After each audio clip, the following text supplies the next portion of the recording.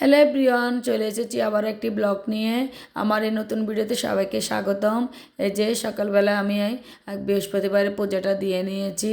তারপর পূজা টুজা শেষ করে চা খেয়ে এবার রান্না করতে চলে এসেছি। ভাতটা বসিয়ে দিয়েছি। তারপর মুগ ডালটা একটু ভেজে নিব রান্নার জন্য, যেহেতু আজকে বৃহস্পতিবার নিরামিষটাই রান্না করব। তাই এই যে মুগ ডালটা একটু ভেজে নিচ্ছি তেলের মধ্যে ভালো করে। তারপর একটু হলুদ দিব আর একটু লবণ দিব, ভালো করে ভেজে জল দিয়ে দিব। এদিকে আমি সয়াবিনটাও ভেজে নিব।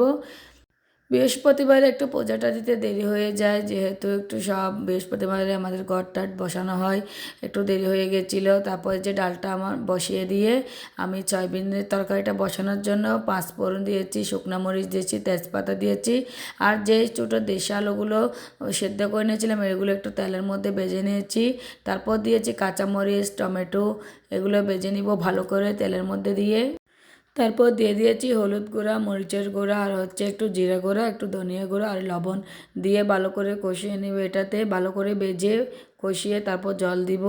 এই যে আমার ডালটা হয়ে গেছে, ডালটার মধ্যে আমি দিয়েছি টমেটো, কাঁচামরিচ দিয়ে তারপর সম্বাদ দিয়ে ধনেপাতাটা দিয়ে নিয়েছি। তারপর নামিয়ে নিব।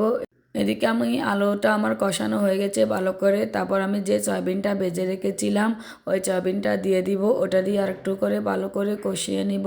তারপর কয়েকটা টমেটো রেখে দিয়েছিলাম দেওয়ার জন্য যাতে আস্ত থাকে। তারপর ওগুলো দিয়ে দিয়েছি। তারপর জল দিয়ে দিয়েছি। এটা হতে হতে আমি কতগুলো মিষ্টি কুমড়া ফুল এনেছিল এগুলো কেটে বড়া বানিয়ে নিয়েছি। এই যে আমার রান্না শেষ, সয়াবিনের তরকারি আর হচ্ছে মিষ্টি কুমড়া ফুলের বড়া আর ডাল।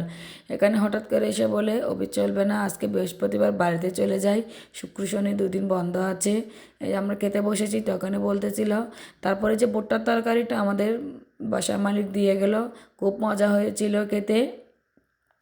তারপরে তাড়াহুড়ো করে রেডি হলাম, প্রায় 5:30 মতো বাজে আমরা বের হয়ে গেছি। এই যে অনেকটা মানে প্রায় সন্ধ্যা হয়ে আসছে, 5:30 মতো বেজে গেছে। শীতকাল আরও অনেকটা দেরি হয়ে গেছে বেরোতে বেরোতে। হঠাৎ করে বললো তাই হঠাৎ করে রেডি হওয়া। এই যে অনেকটা শীত পড়ছিল, সিএনজিতে আরও অনেকটা বাতাসা লাগছিল। তারপর যে রজনের কাছাকাছি এসেছিলাম, ওখানে আমাদের সিএনজিটা থামে কিছুটা নাস্তা করব। যে চড়ুইয়ের দোকান বলে এটা, এখানে গরম গরম মিষ্টি আর হচ্ছে নিমকিটা আমার খেতে খুবই ভালো লাগে। আমার না, শুধু আমাদের সবারই ভালো লাগে, আপনাদের দাদার আর আমার ছেলেদের সবারই ভালো লাগে। আমরা গরম গরম মিষ্টি আর নিমকিটা নিয়েছিলাম, আবার গরুর দুধের চাটাও খেয়েছিলাম। ছেলেরা খেয়েছিল, একটু হালুয়াও খেয়েছিল ওরা। এই যে আবার চেঞ্জিটা ছেড়ে দিয়েছে। আমরা কিছুক্ষণ মাছ পড়তে আর ভিডিওটা নিয়ে নেয়। এই যে আমরা চলে এসেছি প্রায় আমার বাপের বাড়ির ওদিকে। আমার বাইকে নামিয়ে দিয়ে বাবার সাথে দেখা করে আবার চলে এসেছি শ্বশুর বাড়িতে। এই যে শ্বশুর বাড়ির সামনাসামনি চলে আসলাম, নামলাম। এসে এটা আমার বাগিনা, সবাই চলে এসেছি। এটা হচ্ছে আমার শ্বশুর বাড়ি। যে এটা হচ্ছে আমাদের শ্বশুর বাড়ি আমার। এখানে কাজ চলতেছে, রঙের কাজ। তারপর উপরে যে রান্নাঘর করা হচ্ছে কাজ চলতেছে, তাই সব এলোমেলো। ঘরটা রং করা হচ্ছে ভালো করে। অনেক অনেক দিন আগে করা হয়েছিল, অনেক বছর হয়ে গেছে, তাই এটা রং করা হচ্ছিল। এই যে মন্দিরটা করা হচ্ছিল, উপরে রান্নাঘরটাও করা হচ্ছিল। এতে সব এলোমেলো, সব রং করা হচ্ছিল ঘরের।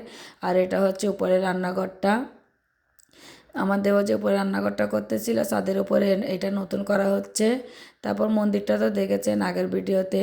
আমি সকালবেলায় উঠে স্নান করে একটু মন্দিরে গেছিলাম প্রণাম করতে। বাবা পুজো দিয়ে ফেলেছিল ততক্ষণে, আমার শ্বশুরমশাই আর কি। এই যে পূজাটা দিয়ে ফেলেছে, তাই আমি একটু ভিডিও করে নিলাম।